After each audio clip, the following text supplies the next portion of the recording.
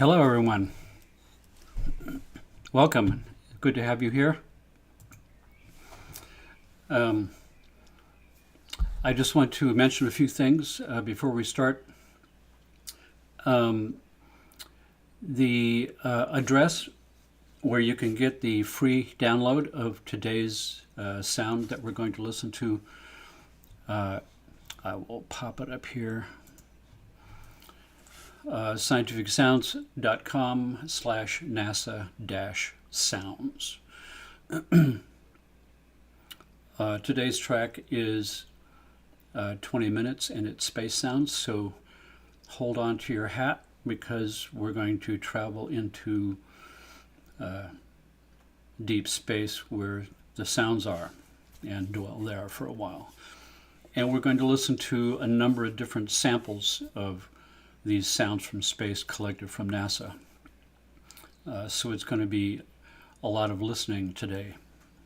Also, for those of you on Facebook or YouTube, if you want to follow me on Facebook or YouTube, it's Dr. Jeffrey Thompson. Dr. Jeffrey Thompson for each one. YouTube, you can do a search for my name, click on videos, click on subscribe to my YouTube channel. It doesn't cost anything, and you'll have access to all of these live streams that I've done.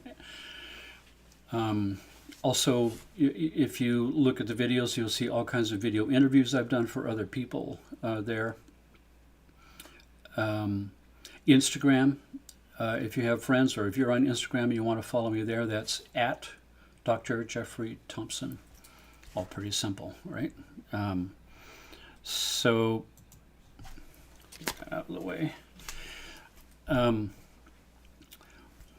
Back in 1988, I sold my practice and I sold my house in Virginia. I'd been in practice for 8 years. I started practice in 1980. My first 8 years was in Virginia. I had the largest holistic health center in Virginia, the Winchester Chiropractic Center. And the idea was to put as many holistic therapies under one roof as possible and test people through every body system you knew to test through in different systems and fix everything you found, and people tend to get better. And it was in that environment I started exploring sound as a healing tool. And that evolved to a point where the sound was more powerful than everything else I was doing combined. So I sold my practice, sold my house, and moved to California to pursue this full-time and opened up a big center in San Diego, North County, San Diego, 1988. I also opened a brain spa where at that time all of the new technologies for expanding consciousness, light and sound machines and binaural beat entrainment and a bunch of different devices for expanding consciousness. I created a Disneyland for the mind where you could come and try all these different pieces of equipment out. It was a pretty amazing place called Brainwaves Research and got a lot of press, a huge amount of press. It was very successful. I got a lot of phone calls. A lot of people would come through. It was always packed. I met the most amazing parade of people. That's where I first met Louise Hay. That's another story. But one day I got a phone call from a lead scientist at TRW, and TRW is a U.S. government contractor for JPL and NASA, the Jet Propulsion Laboratory. And both JPL and NASA have places in California, and TRW is about an hour and a half north of me. He called me up because he had these recordings from space from the NASA JPL program that put up Voyager 1 and 2.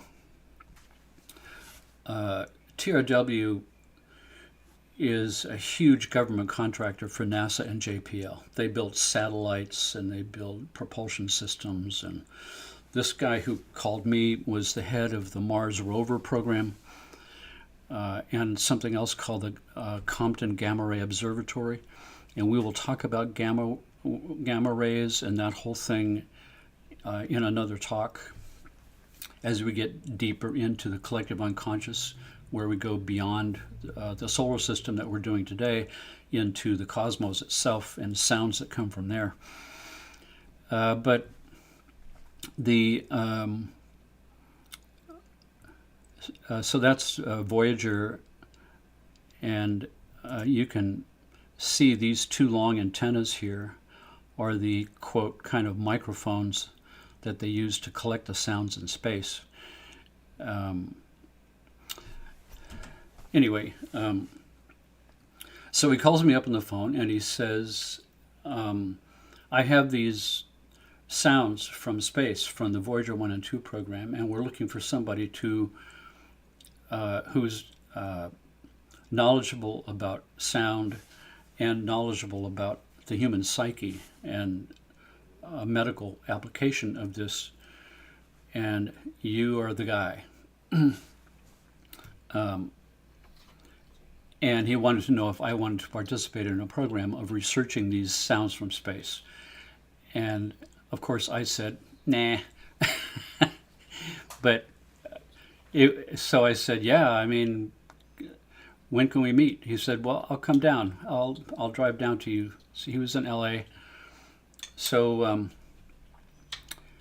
we made an appointment. He came down. He had a audio cassette tape. This is back in the days before CDs were invented. Things were on audio cassette tape and vinyl records at those days. My first album was on audio cassette tape, my first few albums. Anyway, so he shows up and he's got this audio cassette tape. And when I listened to that tape, it just blew my mind. Now, I mentioned this in one of our previous episodes where I talked about, and we listened to the rings of Uranus that sounds like giant Tibetan bowls. And just a week prior to that, I had been experimenting with recording Tibetan bowl sounds and putting them in my sampling keyboard and playing Tibetan bowl symphonies and playing the bowls slowed down and slowed down and slowed down until they sound like the cosmic bowl with monks chanting. And that's what this recording of the rings of Uranus sounded like when I put the headphones on. So and then there turned out to be a story, a whole story, where one of the heads of one of the other departments at TRW had approached him at one point and asked him if he had heard about these sounds from space thing. He said no. And the guy said, yeah, recordings from Voyager 1 and 2. And he handed him this cassette tape with some of these sounds that were circulating around. You have to remember, at this period of time, these sounds from space, nobody knew what they were. They were interactions of the solar wind and the ion fields of the planets, and that makes the ions resonate. I'll get into this in a little bit.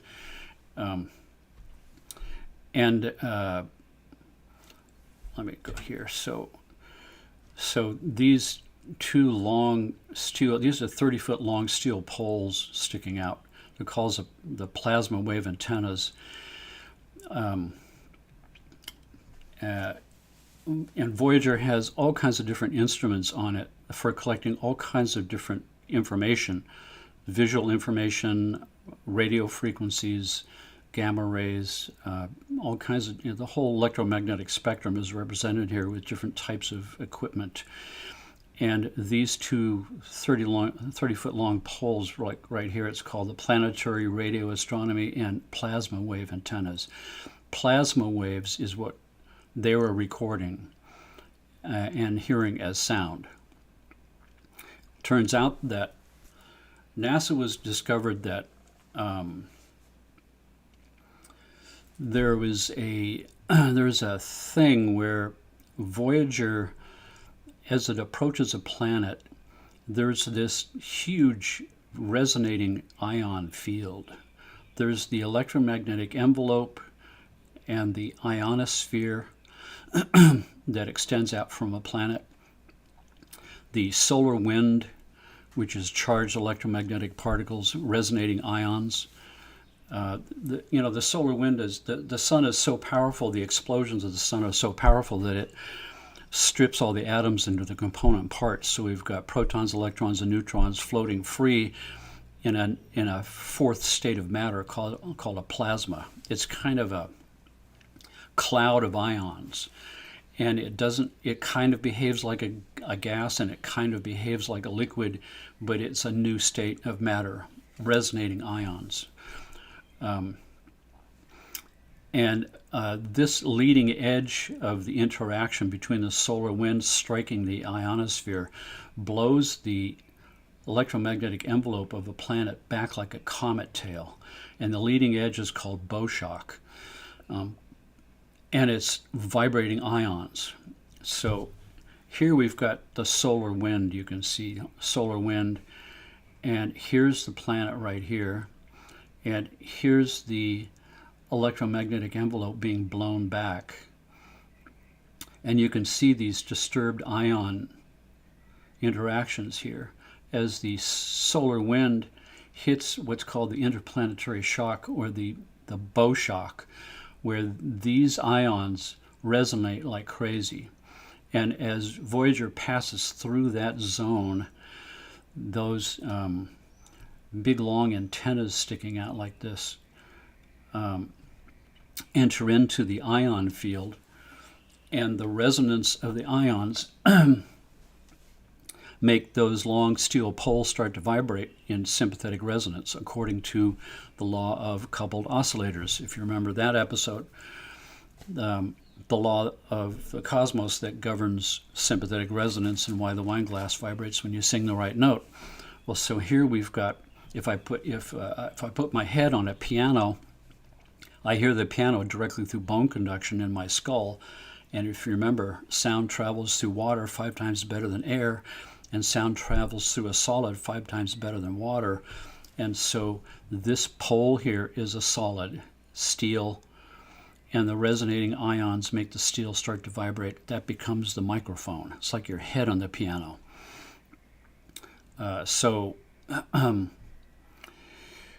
Actually, NASA, Scientific American put out an article 2 years later, after we started producing these space sounds. This was April 1991, Scientific American, collisionless shock waves.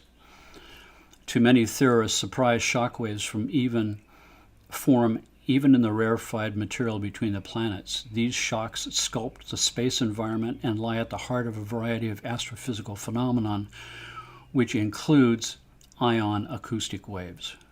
Right here, you can see ion acoustic waves. You can see that what NASA discovered was that the resonating ions in this bow shock area and along the wake that forms like the bow of a boat going through the water, that's why it's called bow shock. Those ions are resonating exactly within the range of human hearing. That's 20 to 20,000 cycles per second, which is what this mechanism was designed. You know, I go to conferences and stuff, and I inevitably have these conversations with scientists who listen to the space sounds and get their minds blown. Then afterwards they go, wait a second, there's no sound in space, it's a vacuum. Sound requires a medium, air molecules or something, and there's no air in space. So I get to have this nice little discussion where I say, no, that's actually incorrect. There is sound in space. It doesn't have a medium. That means actually there's no air in space. The sound is there, the vibration is there, but it's got no way to propagate through a medium to your ear. So, you know, if you were to send a grand piano into space and pound on the keys, you would be able to see those strings vibrating, but you wouldn't be able to hear them because there's no air molecules to pass the sound waves through your ear. But the vibration is there. And if you put your head on the piano, you would be able to hear it through bone conduction, which is essentially what those long steel poles from Voyager was doing, putting your head on the piano of space. This idea here that collisionless shock waves, what's happening is the vibrating ions from the solar wind make the ions of the ionosphere and the magnetic envelope of each planet sympathetically resonate. They form coupled oscillator networks, and each planet is unique and different and has a different bow shock and has a different wake, so each planet has different sounds. But the fact that each of the planets was exhibiting sound waves within the range of human hearing in space didn't make sense. What are sound waves doing in space within the range of human hearing, where human hearing was invented by the biological system in an air environment? So it was a mystery, and that's why they wanted to include this in the Voyager program, to collect these sounds from space and see what the heck was going on there. And then we eventually turned all of these into all of these different recordings. But let's go back here. So at a key period of time, go back. At a key point, he was approached by a friend of his from another department in TRW, and he said, "Have you heard these space sounds?" He said, "No." I gave him a tape, and he went home and he started listening to it. And the sounds are mind-blowing. I mean, each sound, each planet is different, and we'll be hearing some of those. And that night, he had his first out-of-the-body experience. And then the next day, he had a precognitive experience. He knew what was going to happen. He knew somebody was going to phone call. He knew somebody was going to come over. And then it happened. Every day something new happened like this. Some new kind of psychic awakening. Something was happening in relation to these space sounds. And he goes back and to work, and his friend says, "Did you listen to that tape?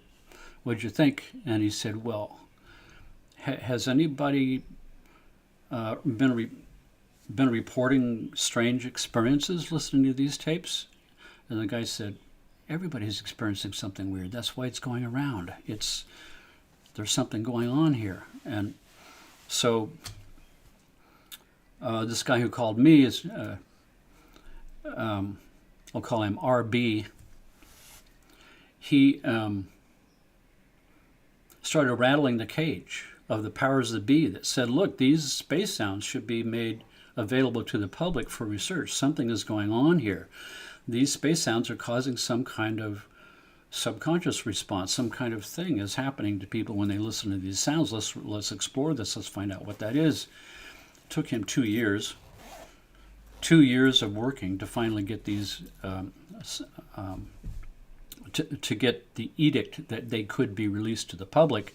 And then he didn't exactly know what to do then. He needed an expert to find out which sounds to pull, which sounds to grab. Scientists, so, Voyager, let's go back. Voyager has all this data that it's collecting from all these different instruments, and the data is digital data. So let's just take the plasma wave recordings. That sound that's recorded digitally fills up the hard drive, and then it's compressed. So this was the first indication of something. The grandfather of MP3 compression began here. They compressed the audio files, and then they recorded more and filled up the hard drive and compressed that and kept filling it up and compressing until it was completely filled with compressed data.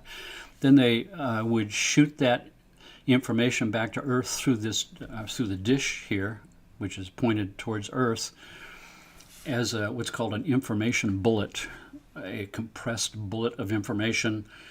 And then back at TRW, it was their job to expand the space sounds back out from the compressed form to the full form and put it on reel-to-reel audio tape.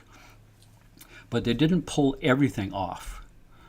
They only pulled off the portions of the data that scientists had funding for. So various scientists have funding for a project that's going to involve these space sounds, and so they make a request of very specific segments of the space sounds that were collected to be pulled from compressed form into full form. The full form would be sent to them on a tape, and so only about 10% of all the sounds that were collected were ever pulled out into full form, where you could actually hear them. And there was, these guys, and you have to remember, this was 5-star security clearance. They didn't know if this was beings from outer space or ancient civilizations or some other crazy thing that's going on out there. They didn't know what it was. So before they could figure it out, it was all under high-level security clearance at TRW, special section of TRW. Nobody could get into unless you had the security clearance. RB had the security clearance and various other people, and then there was this hot tape going around that had been smuggled out. The guys, behind the security clearance who spent all day, every day, pulling sections of space sounds out, listening to hundreds of hours of these space sounds. God knows what was happening to those guys, kind of experiences they were having. But it must have been enough for them to create a pirated tape and sneak it out. Anyway, so this guy RB is approaching us. We listen to these space sounds. It blows our minds. We start figuring out how can we get these sounds released. He said, well, I already got the permission for release, so let's all go to TRW and let's meet with these guys and let's listen to what they've got and pull some stuff out for you guys to start testing. So that was our amazing kind of trip to TRW. Back in the day where, we toured these plants and we saw all this amazing, we saw satellites in clean rooms, really amazing stuff going on there. We saw a version of the Mars rover. We saw these crazy satellite things that were going on, pretty just amazing stuff. Anyway, and we met with these guys and we listened to these sounds and we pulled a variety of sounds out from each of the outer planets because Voyager was traversing the solar system. As you can see on the right here, Voyager is shooting out and is passing by Jupiter and then some of its moons, Saturn, some of its moons and its rings, Uranus, and then Neptune. So they shot this trajectory so it could pass by every single planet and collect information from the planet's ionosphere, its rings, some of its moons. And that's the information we wanted. We wanted representative samples from every planet in the solar system.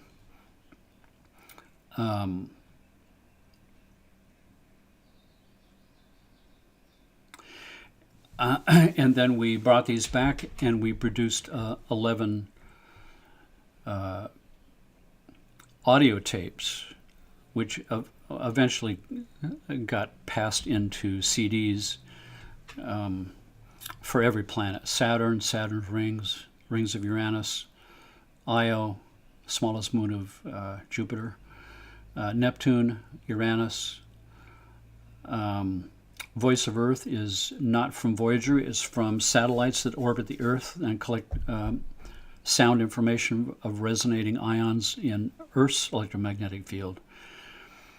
Then I compressed these sounds until they sounded like an instrument electronically, and made a musical composition with space sounds as the instruments. Miranda here is the smallest moon of Uranus. So this is Jupiter, and so let me just say a word about the importance of these space sounds. As I've mentioned before, one of the three primary techniques I use in my sound technology for healing and expanding consciousness is the concept of primordial sounds. And as I discussed before, the ultimate primordial sound for any individual would be their experience in the womb for 9 months, the sound environment of the womb. And one step before I had my first experiences of my ears waking up so I could hear something in the womb, or my sensory apparatuses in my skin where I could feel vibrations in the womb. Before that was my consciousness waking up in the void.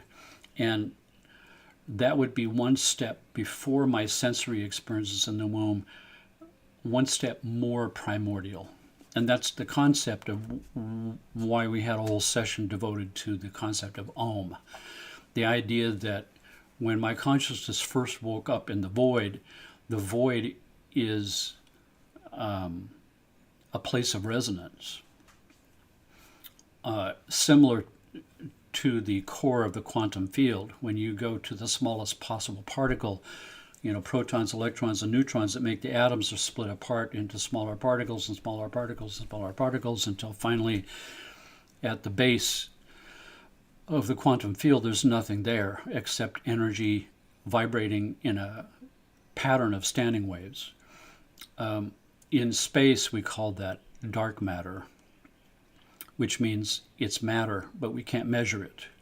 It's dark to us. We can't see it. It's too subtle for our instruments to pick up, but we know it's there by its effect on the things around it. We know it's there because of its effect on stars and nebula and gas clouds. And so we can see its effect, but we can't measure it directly. Same thing with consciousness. We can see its effect. You can see me. I'm alive. Something's happening. I'm animated. Something's here. I can't measure that. I can't measure the life force, but I can see its expression, and I can measure its effect on this system and its function. So in the quantum field, at the moment that consciousness first enters into this form, when this form develops to a point where it's a good enough receptacle for spirit to enter, consciousness wakes up in the void. It's me. And who it is that wakes up, the me that wakes up there, is exactly the same me as who is talking to you now. Now, the only difference is that the me that wakes up in the void doesn't have language and has no experience. But the core of who I am, that makes me who I am, is there in its rawest possible form. The idiosyncrasies of who I am, the creativity of who I am, the mindset of who I am, is in its raw state waking up in the void. And it has questions. Who am I? Where am I? What is this? But those questions are before a thought, because thinking doesn't have words yet because there's no language. So if we go someplace before that where sperm and egg come together and there is an intelligence that knows how to grow my body out of 2 cells and differentiate the tissues until it's a vehicle for spirit to come in and consciousness to wake up, that's one step more primordial. The primordial part of my biological organism that knows how to grow my body out of 2 cells.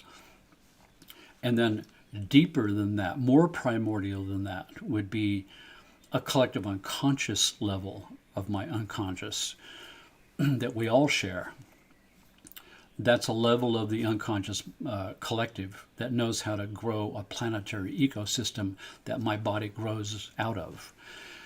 And then a level deeper than that, further back, further deeper, more broad collective unconscious that knows how to grow a solar system that this planet grows out of, that my body grows out of.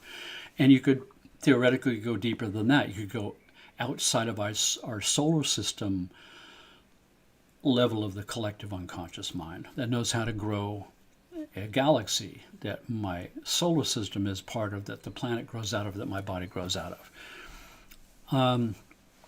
An extra galactic level of consciousness that includes all types of galaxies and nebula, and which means that if we took recordings of distant nebula and distant galaxies and listened to those, that would wake up an ever deeper, wider, broader collective level of the unconscious mind through pattern recognition that would wake that part up. So here we're talking about the solar system level of the collective unconscious mind that knows how to grow a solar system, and we can wake that part up by listening to the sounds that the solar system itself makes that would wake that part of my unconscious mind up. So to me, this is what consciousness expansion is all about. I'm expanding my consciousness out of my own personal level to a planetary level, to a solar system level, to a galactic level, and beyond. And beyond is where we'll talk in a future broadcast as we go ever deeper and deeper into trying to nail recognition of the deepest part of my collective unconscious I can get to get to the most primal part of myself that knows the deeper answers to my life, deeper answers on how I interact with the universe to create the next moment from now, how I order and create my own reality, and how all of us collectively do that together as a consensus of what world we create together to have. And as we look at the world we've got right now, if we don't like the world that we've got right now, if it seems to be lacking, we can always change that. And there's tools to do that with that have been spoken about through the ancient literature, which we talked about. The Vedas and the Upanishads and the ancient books from the Chinese talk specifically about what to do and how to do that. We've kind of lost the idea, but now we've got science where we can reach new levels of precision in how to do what the ancient texts have told us to do. And that's the idea of all of us listening to these soundtracks with brain entrainment. So we entrain everybody's brainwaves to exactly the same state, synchronize our collective unconscious mind together with a new level of precision never possible before, and arrive at a place where we can allow the conception of the way the world should be if it was perfectly balanced and didn't have people screwing it up. So with that said, remember, as I always say, your magic little vehicles here, the headphones, is something that's always important for you to have for these live streams, because many of the sounds that I have here are in the low register of sounds, and they won't reproduce on a laptop or your cell phone because the speakers are too small. So headphones are a good thing to do. So the first one that we're going to listen to is a couple of minutes of Jupiter. So this was Voyager passing by Jupiter. So everybody ready? Here we go. This is going to be a couple of minutes, and open yourself up to allow something inside of you to kind of marvel at how recognizable some of these sounds are.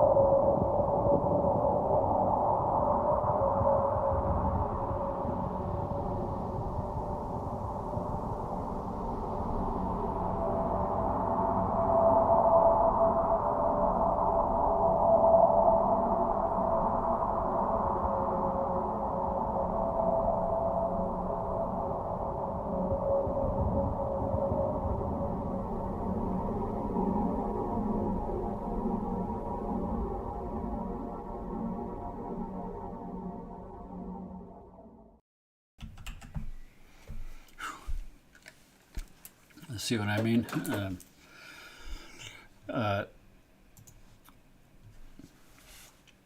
Saturn. Jupiter, let's go back here for a second. Jupiter is so large it could hold 40 Earths. It's a giant gas planet.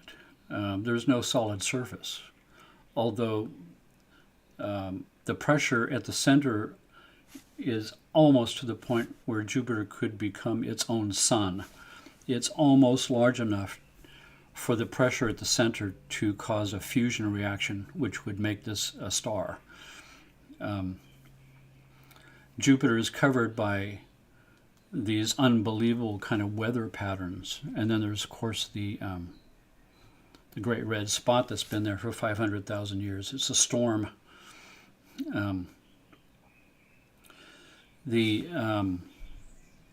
And Saturn is almost as large, and it's the one with the huge rings and all these moons. It's also a gas planet. The rings is the only place in the planet where there's anything solid, so actually Saturn is an inside-out planet. The solid part of the planet is in the rings, and the atmosphere is in the planet. There is a link, I believe, between listening to these sounds from space, from these planets, and linking the part inside of each of us that is affected by those planets through some kind of a new form of acoustic astrology, so to speak. The planets that would be most dominant or important in your chart, listening to those planets would have an interesting new effect on a person. But this idea that Voyager is passing close in to these planets and picking up these sounds, and because of the diameter of the planet and the dynamics of the planet and what type of ring structures they've got, where their moons are, all the forces that are coming to bear on the ion field is why these ion fields sound so distinctly different from each other. So once again, let's listen to this one. This is Saturn.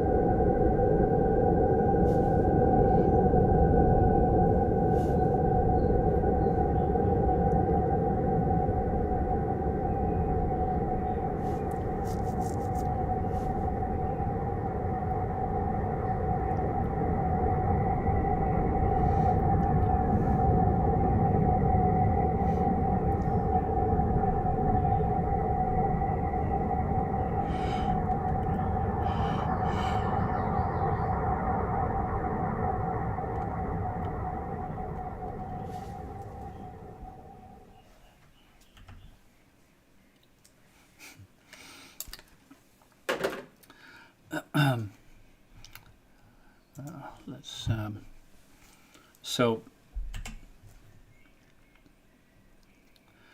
this is Neptune, and Neptune itself has a giant storm. That big blue, this big blue area here, it's another storm, kind of like Jupiter. You know, when we got these space sounds, the space sounds come in bits and pieces. For instance, there would be some space sounds had 20 minutes long. Some would be 10 minutes long. And within that would be attitude rockets firing in order to point the dish back to Earth. So there was a lot of patchwork to do to stitch these sounds together so we would get a 30-minute recording.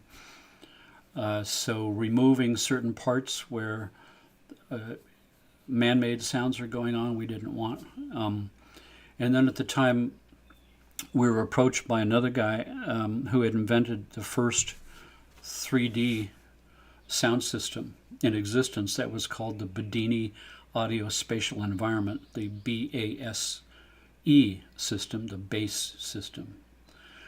It was a rack mount thing with a bunch of knobs, and you could spatialize the sound. And so when we produced these space sounds, they were the first recordings to ever be put out that had 3D expansion. We wanted these space sounds to be as large and 3Dized as possible. So we did a lot of work on these sounds to make them what they were. So let's listen to this next one. This is Neptune here.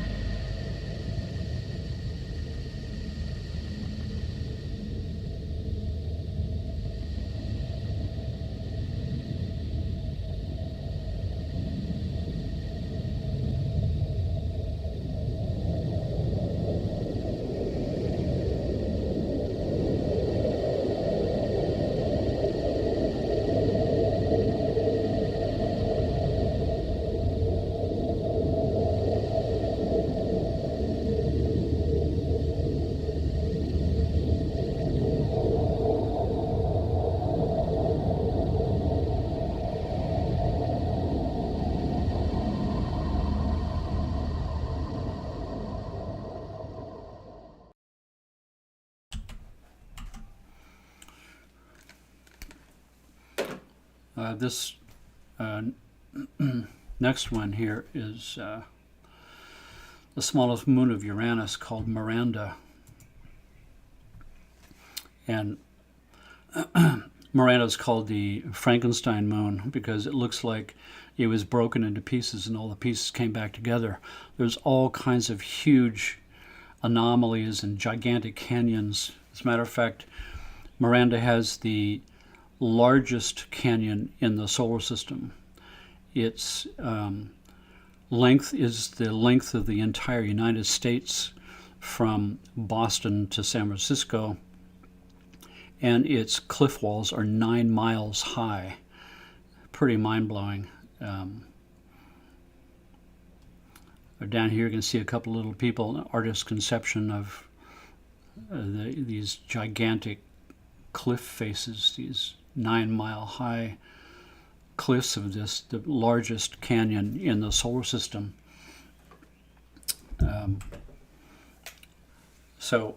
Once again, open your mind. This one has sounds that sound like voices singing in some parts, these kind of breathy choir sounds.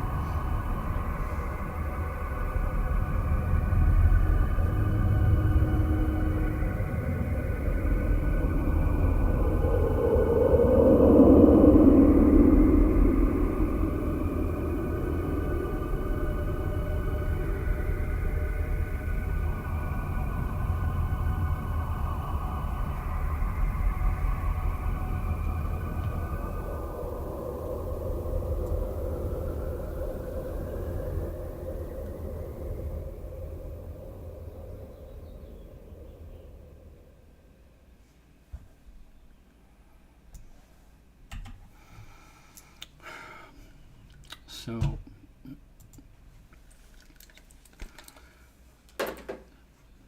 the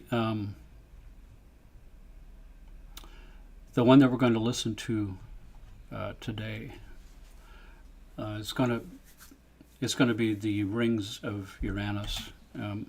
We listened to a little bit of this one before for a few minutes in a previous broadcast. Sounds like giant Tibetan bowls. It's really the most mind-boggling of all of them, in my opinion. It's an incredible meditative soundtrack. The important thing is, so I have done extra work on this one for this broadcast and for this mind link today. I've built in brain entrainment frequencies in my own technology. I do binaural beats differently than anybody else. There's no sine waves interacting. I'm untuning the harmonics of the sounds themselves and building these brain entrainment modulations within the sound itself. So you really can't tell these modulations are there, but we can see on EEG that I think it's a much more effective way of getting entrainment at a deeper level than sine waves. I've also extra spatialized this one with a system that I have a patent on. I have my own 3D technology that's called the Thompson Enhanced Audio Spatial Environment, the TEASE system, TEASE. So I've done this TEASE system on these sounds. So pay attention to the 3D character of the sounds moving around. Within that are these modulations that are entraining your brainwaves, and it's the default mode network. Remember, that's the one with the 4 zones, and these 2 zones have to do with my sense of self on the inside of my skin, the sense of self on the outside of my skin, my sense of time, past to present to future. When I synchronize those up, my sense of time and space appear to be normal. But if I hypersynchronize those, which is what we're doing with this track, if I hypersynchronize those, my sense of the inside of my skin begins to expand out, and it becomes indistinct where the outside of my skin and the inside of my skin are. And the same thing with time. Past and future begin to expand to make the present expand to encompass larger past and larger future.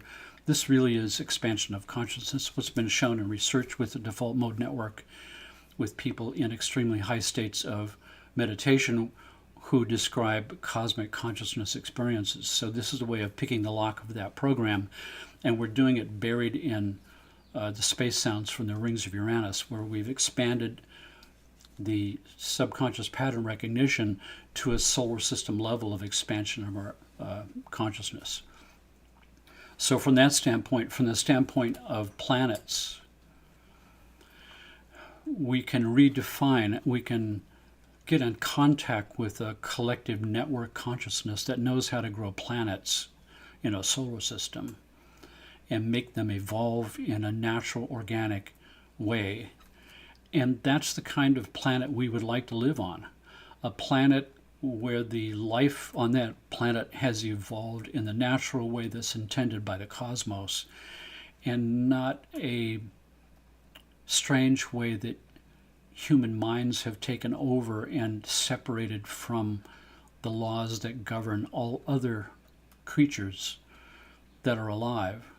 We're the only ones not playing by the cosmic rules, so therefore we mess things up. So if we can get back to our, quote, indigenous self, and here I'm talking about the cosmic indigenous self, that's who we're trying to make contact with. And we're doing this to link our collective unconscious minds together through science in order to redefine what the quantum field will present in the next moment of the kind of world we live in. So close your eyes, use your headphones. This lasts for 20 minutes. So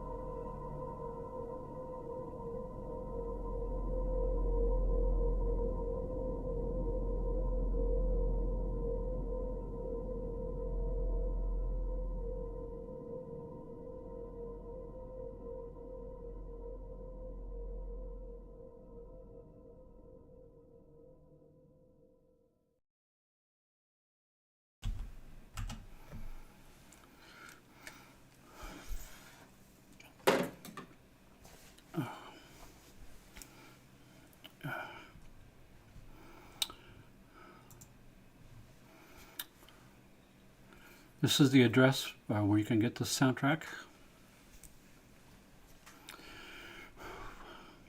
Thank you all for coming. It's my pleasure to be here with you every Sunday. See you next week. Take care of yourselves and be good. The soundtrack with headphones throughout the week. Thank you.